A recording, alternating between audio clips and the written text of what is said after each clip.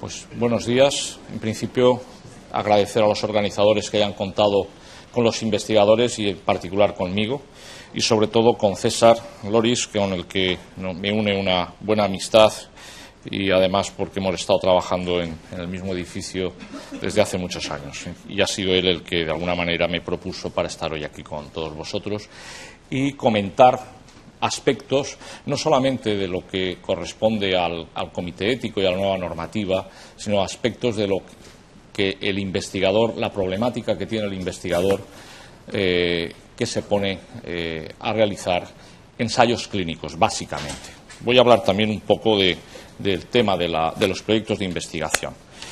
Quería, ante todo, el poner de manifiesto que en la investigación biomédica la investigación es parte de la actividad profesional, pero realmente nuestro mayor tiempo es la asistencia, el cuidado del paciente. También estamos involucrados en la docencia, dependiendo del tipo de hospital, más o menos en pregrado y en nuestro caso en el posgrado, en la formación MIR. Y es evidente que la tercera pata, la investigación, también tiene presencia.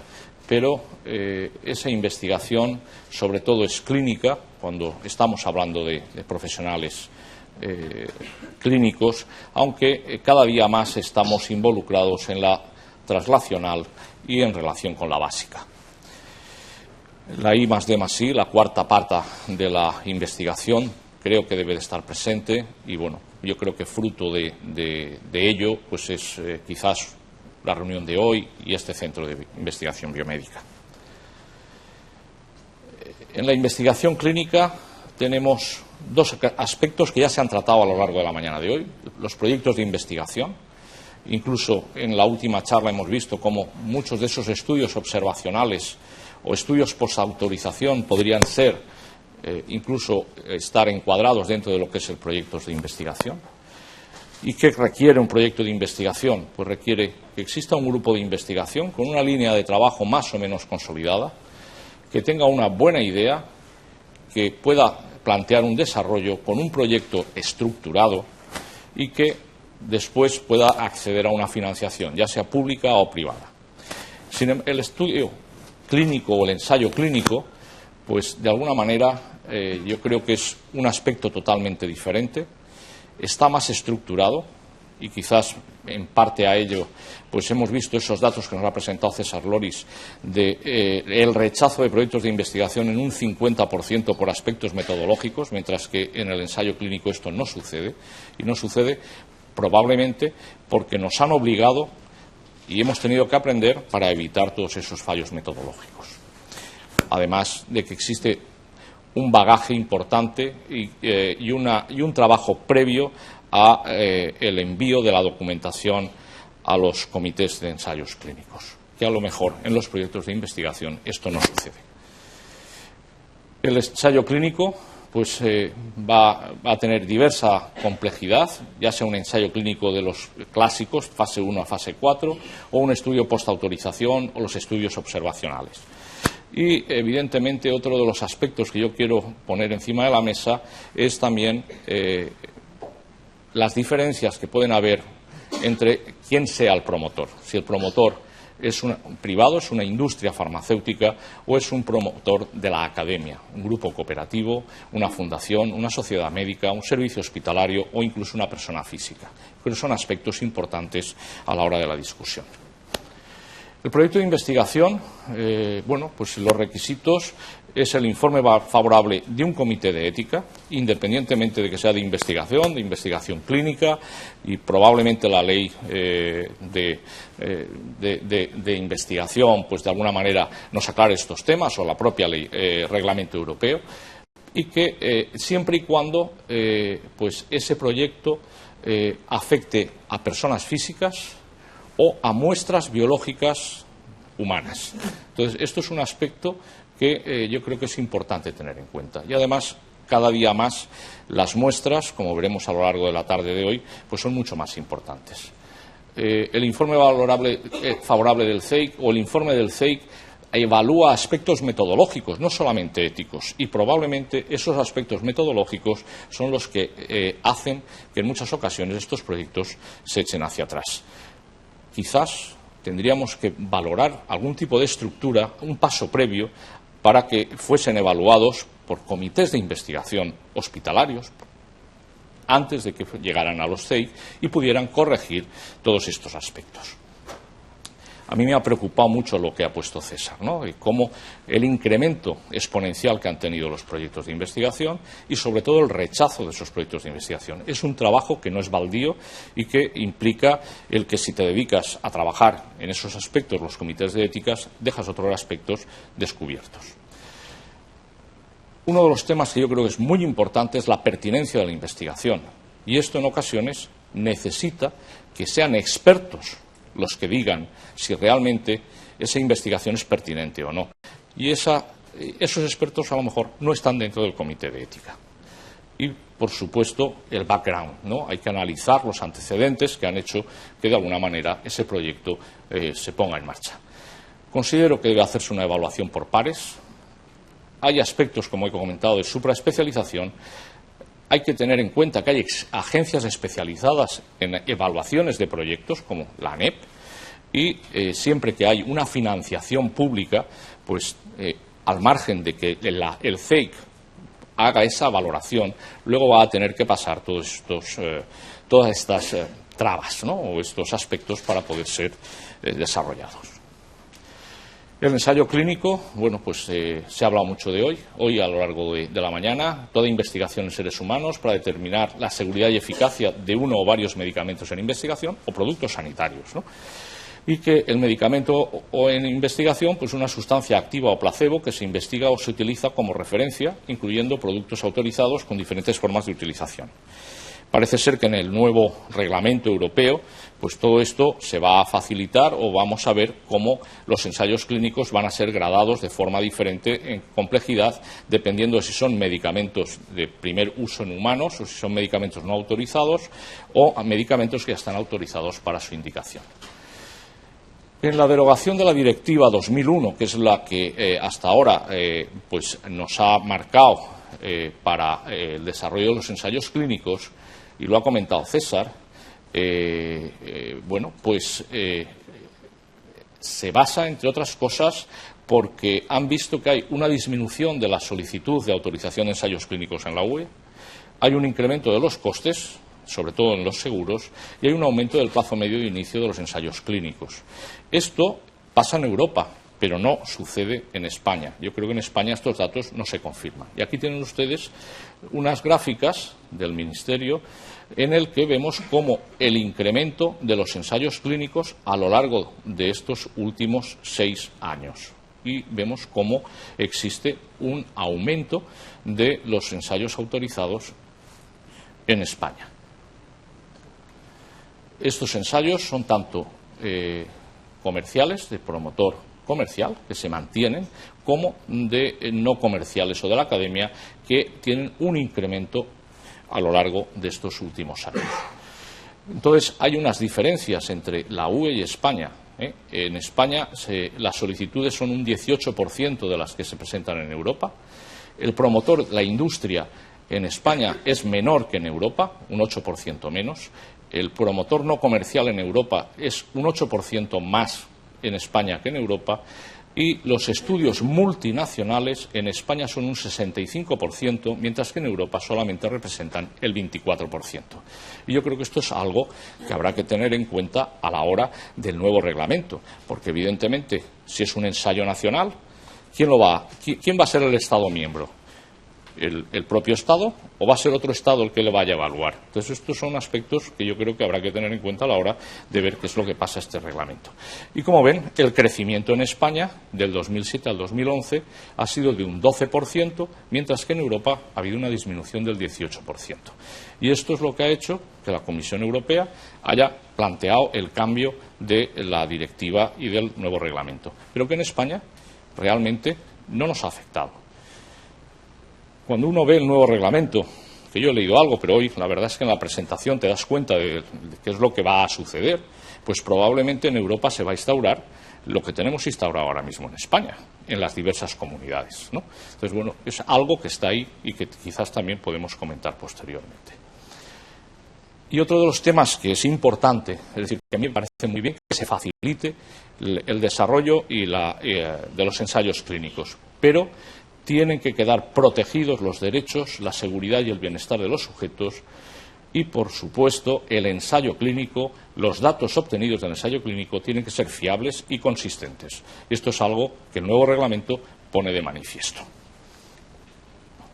Bueno, estos son los ensayos fase 1, 2, 3 y 4, que todos ustedes conocerán. El fase 1 pues, es la aprobación de un medicamento por primera vez en un grupo pequeño de personas. El fase 2, en el fase 1 se intenta ver la dosis máxima tolerable, se hacen estudios de farmacocinética y farmacodinamia. El fase 2 también son grupos pequeños, ya se intenta ver la eficacia de esa dosis máxima en el grupo de pacientes. El fase 3 en el que se compara de forma aleatorizada con el estándar y el fase 4 que es previo a la comercialización. Aparte de esos estudios, bueno, pues pueden ser muy complejos. Doble ciego, puede tener investigación translacional asociada, pueden ser remunerados o no, aleatorizados, estratificados por aspectos de riesgo y, sobre todo, yo creo que la gran diferencia de los ensayos es dependiendo del promotor, si es la industria o es la academia. La oncología médica nace, yo soy oncólogo médico y voy a hablar un poco del ensayo clínico desde el punto de vista del oncólogo médico. Nace en Estados Unidos en el año 60, en España empieza a principios de los 70 y en Europa se reconoce la especialidad en el año 78.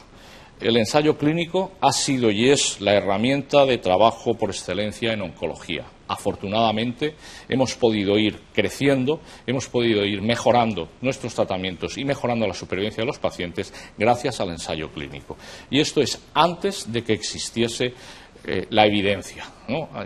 Nosotros hemos estado trabajando basándonos en los ensayos clínicos antes de que fuera conocido por todos pues, el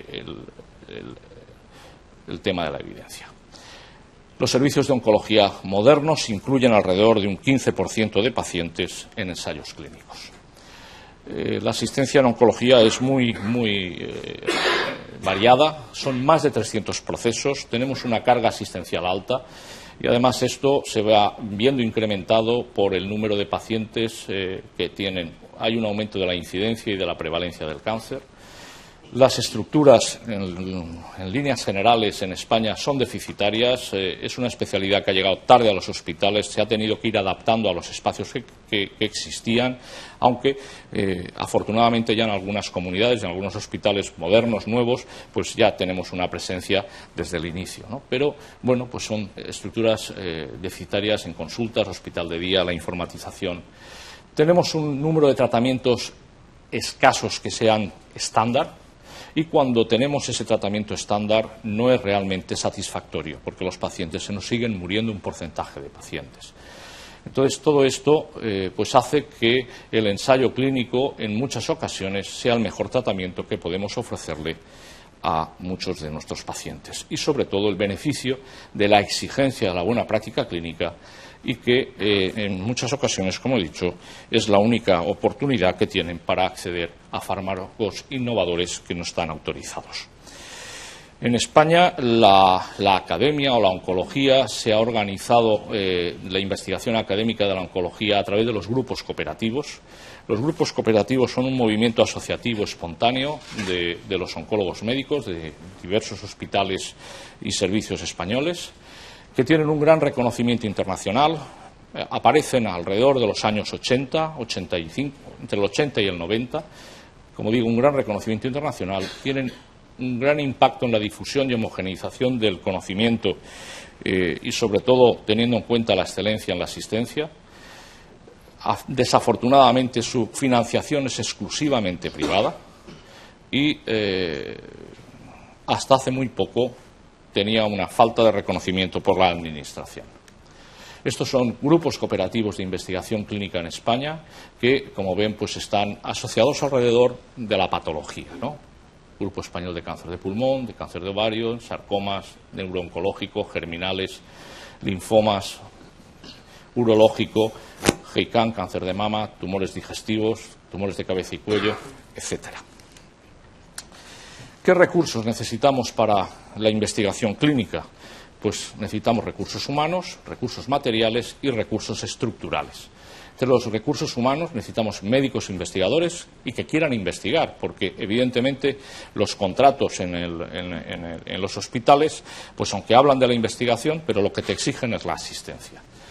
Personal de enfermería dedicado y exclusivo para investigación, los coordinadores de investigación o data managers, que es una figura que no existe como tal, sino que tienen que ser proporcionadas por los propios investigadores. Y, evidentemente, farmacia, es muy importante. Aparte de otros especialistas que, como veremos, también participan y tienen que colaborar con el desarrollo de los ensayos clínicos. Recursos materiales, pues algo tan sencillo como ordenadores, pues hasta hace muy poco, y en muchos hospitales todavía no hay ordenadores, o no existen ordenadores que estén conectados a una red. La historia clínica electrónica, el tener un fax con salida internacional, fotocopiadoras, centrífuga y material de laboratorio, congeladores de -20, -80. Es decir, esta tarde veremos las necesidades que se tienen. Recursos estructurales, pues se necesitan almacenes para tener toda la documentación, se necesita un almacenamiento a largo tiempo porque hay que guardar toda la documentación 15 años, los hospitales no están preparados para ello.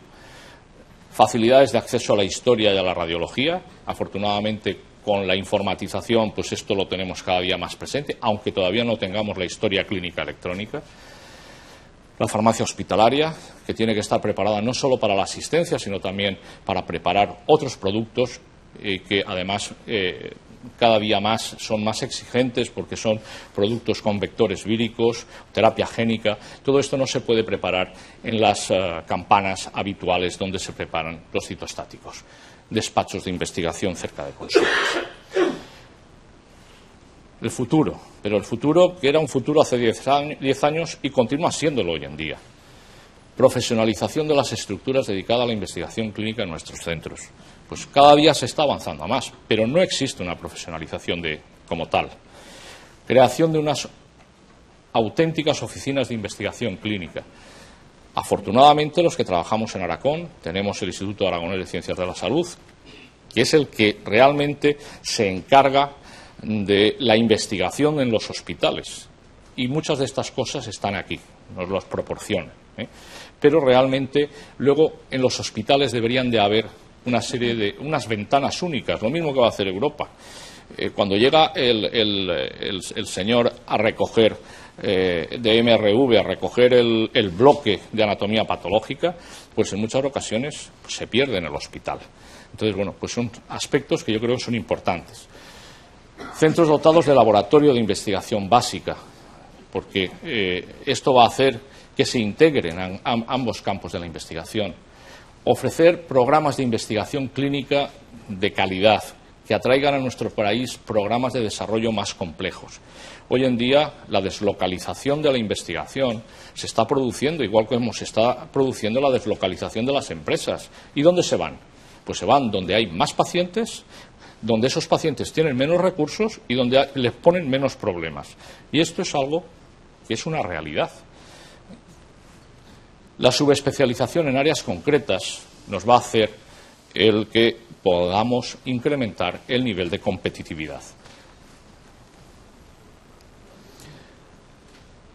Hay que potenciar los grupos cooperativos existentes en la actualidad, asegurar un correcto funcionamiento de las redes de centros de cáncer, involucrar a la Administración en la investigación clínica, reconocimiento de los grupos, financiación pública para la investigación clínica, utilizar recursos asistenciales para investigar.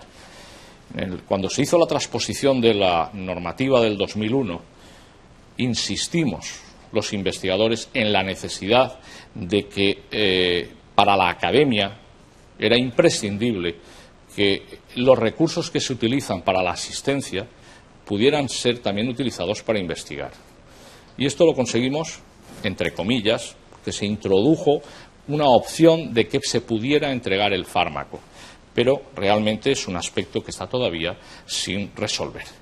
Y luego yo creo que la Administración se tiene que dar cuenta de que tiene que investigar con los investigadores y no contra los investigadores.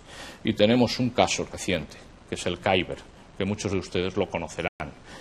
Kyber ha muerto, afortunadamente. Y perdonadme que lo explique así o lo diga así.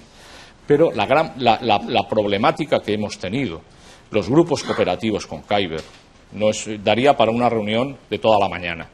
Pero por intentar comprimirla, Kyber se convirtió en un grupo cooperativo más. Un grupo cooperativo más que se llevaba todo el dinero de la administración. Y entonces lo que hacía era competencia desleal a los grupos cooperativos y a los investigadores que estábamos realizando o intentando realizar investigación desde la academia. Actores del ensayo: promotor, el grupo investigador, comité de ética, dirección médica y gerencias de los hospitales, el Instituto Aragonés en el caso de Aragón, Agencia Española de Productos Sanitarios y Medicamentos y, por supuesto, no podemos olvidar a los pacientes ni a las asociaciones de pacientes. Comité de ética, vamos a pasar de un dictamen único, comité de referencia, CEIC hospitalario autonómico, como en Galicia, en Aragón, en Euskadi, a, pues lo que viene llama mucho la atención. Ensayo clínico, un único protocolo en Europa. Un ensayo clínico, una sola solicitud, una única decisión por Estado miembro. Vamos a ver qué es lo que sucede.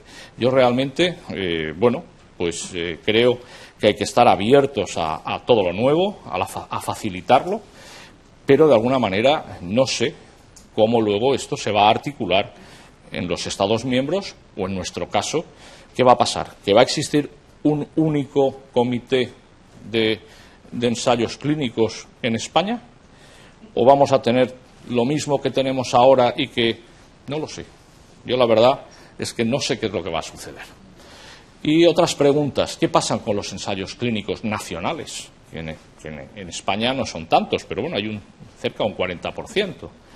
Y con los estudios observacionales y con los postautorización y con los proyectos de investigación. Todo esto ha salido hoy aquí y realmente, de momento, lo único que sabemos es que hay cambios y no sabemos por dónde nos van a venir. La gradación de dificultad de los ensayos clínicos, el diferente tratamiento administrativo, pues todo eso suena también muy bien.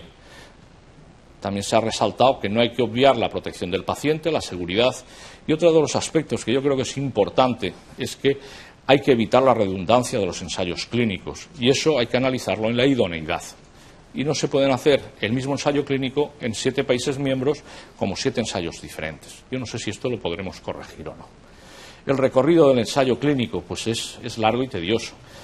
Contacto del promotor con el investigador, se firma un documento de confidencialidad, nos envían el protocolo, nos hacen una encuesta de disponibilidad de recursos y de previsiones de inclusión. Luego está la selección de centros, nos hacen una visita de preselección, ver la disponibilidad del hospital, de si hay muestras biológicas, pruebas de imagen, disponibilidad de los servicios médicos, no solamente del servicio de oncología, personal médico, si este personal es exclusivo de investigación o hace asistencia, la existencia de coordinadores de investigación y data managers, personal de enfermería. Nos preguntan sobre el funcionamiento de los comités éticos, de las facilidades para obtener la firma y los contratos, y todo esto es lo que hace luego que el promotor diga: elijo ese centro o no lo elijo. Entonces, a lo mejor podemos ser muy buenos, pero si tenemos un comité ético duro, como lo hemos tenido y lo hemos padecido aquí en Aragón, gracias a César, y lo hemos discutido en muchas ocasiones, los promotores se iban, no venían aquí. Lo ha dicho en la introducción, 160 y tantos días eran lo que teníamos en el año 2011, 250, en el año 2011, perdón, en el año 2008. Pues no os quiero decir cuántos eran algún año anterior. Bueno, pues si deciden que sí, entonces nos envían los documentos, se firman, se remiten a los comités, hay que recoger las firmas pues de distintos servicios hospitalarios. Llegamos a un aspecto que es que todo el mundo quiere participar del ensayo, pero nadie se compromete con el ensayo. Entonces, ¿qué sucede? Pues que en muchas ocasiones tenemos que externalizar pruebas y servicios, porque el hospital con el problema asistencial que tiene, es incapaz de dar respuesta al ensayo clínico. Y si yo tengo que hacerle un TAC a un paciente cada 6 semanas porque lo exige el ensayo clínico, es imposible hacerlo en el hospital. Al final se externalizan, que es la única forma de que siempre se haga en el mismo aparato y en el momento adecuado. ¿Qué pasa con esa externalización? Que nos disminuye la comunicación con esos profesionales. Y luego, bueno, pues con todo esto, en el instituto, pues se pierde, en ocasiones, hay una pérdida del control de qué es lo que está pasando con ese ensayo clínico desde que se ha firmado, porque en ocasiones no participamos en la redacción del contrato o en la negociación de las condiciones económicas. Esto se está corrigiendo, también tengo que decirlo. Una vez que está aprobado, pues otro de los problemas es la firma del contrato. Y esto hace que en ocasiones el ensayo se abra tarde y cuando realmente faltan escasos número de pacientes por incluirse en el reclutamiento. Y entonces, bueno, pues todo esto lo que hace es que es un gran esfuerzo para luego un ensayo que se tenía que haber comenzado un año antes, pues al final tienes 3 meses de periodo de reclutamiento y es muy difícil el poder hacer esos compromisos. ¿Qué vendrá? Pues yo estoy convencido que lo que venga será mejor. Sobre todo con el tema de los tiempos. Y porque en muchas ocasiones ya seremos Europa. Porque cuando uno hace ensayos clínicos multicéntricos, multinacionales, y ves cómo Alemania lleva 6 meses o un año antes reclutando que tú, cuando se han puesto en marcha al mismo tiempo las decisiones pues esto te deja pues con una cara un poco de tonto. Cuando se abre el centro, pues hay que revisar el ensayo con los investigadores, criterios de inclusión, manipulaciones de muestras, asignar labores al equipo investigador, nombrar al coordinador, revisar el archivo, visita a farmacia, disponibilidad del medicamento. Cuando se incluye al paciente, pues otra vez tienes que detectar el posible participante, valoración de los criterios de inclusión y exclusión, entrega de información del ensayo, firma del consentimiento informado. Hay que hablar con el paciente, hay que decirle que le quieres incluir en el ensayo, tienes que contarle las cosas, luego tienes que darle el documento para que lo lea tranquilamente en casa, que vuelva a los 2 días, a los 3 días, te diga si tiene preguntas. Es decir, todo esto es además de, ¿no? Entonces, es algo que yo creo que es importante el saberlo. Solicitud de pruebas, envío de la muestra de anatomía patológica. En nuestro caso no tenemos ningún problema con el servicio de anatomía patológica. Hay una colaboración total. La muestra de anatomía patológica es depositario, el servicio de anatomía patológica, pero es del paciente. Esto que es tan sencillo, en muchos servicios de España no es así. Y el patólogo se cree que es el adalid de esa muestra. Para eso están los bancos de tumores, pero la muestra es sobre todo del paciente. Y si el paciente la necesita, hay que proporcionarla. Prescripción, registro, aleatorización, prescripción del tratamiento en farmacia, agujero negro. No sabéis también el trabajo que hay en farmacia, secundario a los ensayos clínicos. Administración del tratamiento, controles específicos de constantes, registros de tiempos, extracciones y manipulaciones de muestras, farmacocinética, determinación de anticuerpos, etcétera, etcétera, etcétera. Es decir, que todo esto es lo que un ensayo clínico trae a los servicios. Muchísimo trabajo, muchísimo trabajo. Evaluación y seguimiento, lo ha comentado ella, no quiero ser tampoco insistir mucho. Actividad del investigador, aparte de todo lo que es la puesta en marcha del ensayo, pues tiene que hacer marketing para captar los ensayos clínicos, porque los ensayos clínicos no vienen solos, es decir, tienes que ir a buscarlos, con la industria, con las CROs, con los grupos cooperativos. El investigador tiene que buscar recursos para la financiación, de personal de apoyo con dedicación exclusiva, coordinadores de investigación, enfermería de investigación, personal de laboratorio, auxiliares técnicos de investigación e incluso médicos de investigación. Esto no está incluido en los servicios. Esto no es de financiación pública. El equipamiento informático, telefónico, de laboratorio, que si hay que tener una ultracentrífuga en frío, todo esto hay que conseguirlo. gestionar apoyos y colaboraciones con otros servicios, anatomía patológica, radiología, otros especialistas que participan en el ensayo, con enfermería y, evidentemente, la relación con el IACS, en nuestro caso. La preocupación del investigador, competitividad. Las trabas administrativas, lo que he dicho, un CEIC duro o blando. La negociación en paralelo del contrato, que ya lo hemos logrado, y entonces no hay que esperar a que se apruebe para ir luego al contrato, que eran 3 meses más. Se hace desde el primer día, afortunadamente. Tiempo, lo que cuenta es tiempo desde la presentación a la primera inclusión del paciente. Y esto es lo que tiene que ser importante, y ahí es donde tenemos que ser competitivos. Si no, no vendrán ensayos. Y, por supuesto, no hay que olvidar la calidad. Inclusiones previstas a las realizadas, fallos de screening, violaciones de protocolo, retrasos en contestar las queries, las preguntas. Todo esto lo tiene en cuenta luego el promotor, porque si tú incluyes muchos pacientes, pero tu calidad es mala, no volverán. Y una palabra sobre la investigación como negocio. Evidentemente, los ensayos clínicos abaratan el coste de farmacia de los hospitales. Existen muchos fármacos que, como son gratuitos, la farmacia del hospital se beneficia. Y pueden ser millones de euros. El mantenimiento de la estructura de investigación es deficitario. Hoy en día, en mis servicios, es deficitario. Probablemente tendremos que plantearnos lo que estamos oyendo cada día, el ERE, y cerrar el negocio, porque lo que no voy a hacer es poner dinero de mi bolsillo. El valor añadido, pues el acceso a la innovación, la visualización del servicio y del hospital y el factor impacto. Estos son aspectos que son de gran importancia y la Administración se tendría que dar cuenta de ello y, de alguna manera, apoyarnos. Alternativas. Facilitar aspectos administrativos, gradación de dificultad, la complejidad del ensayo. Yo creo que esto va a ser muy importante. Y la competitividad. El realizar ensayos en España pues tiene que tener un valor añadido. Y ese tiene que ser la calidad y la complejidad del ensayo. Y tenemos que vender la marca España, que también está tan de moda.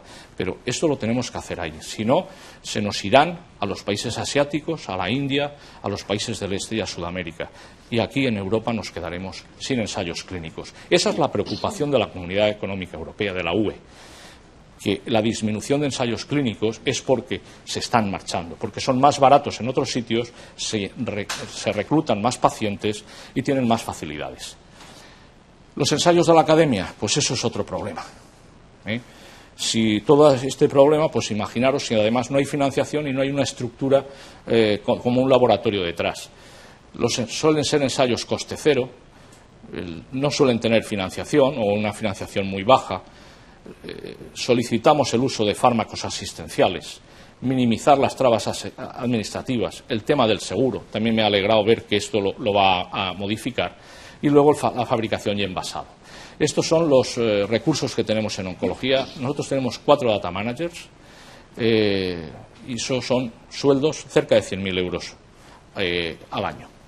Y esta es la actividad en el año 2011-2012, 82 ensayos abiertos, de los que a fecha que se hizo esta diapositiva habían 10 ensayos que todavía no habían incluido pacientes, estudios observacionales eran 12, número de pacientes incluidos en el 2011 114 y en el 2012 129. En 34 ensayos hubo que remitir bloques de anatomía patológica, en 34 ensayos hubo tubos de sangre adicionales a lo que es la analítica estándar y habitual, y en 10 ensayos había que remitir los estudios radiológicos para que un comité centralizado los evaluara. Este es un ensayo que iniciamos en el año 98, Target Zero, GEICAM, Grupo Cooperativo de Investigación en Cáncer de Mama, en colaboración con Sanofi Aventis, y en el año 2008 fue un New England. Y gracias a ese ensayo, hoy en día los taxanos es uno de los tratamientos estándar en las mujeres con cáncer de mama intervenidas con ganglios axilares negativos. La investigación vale la pena, os lo aseguro. Hasta luego.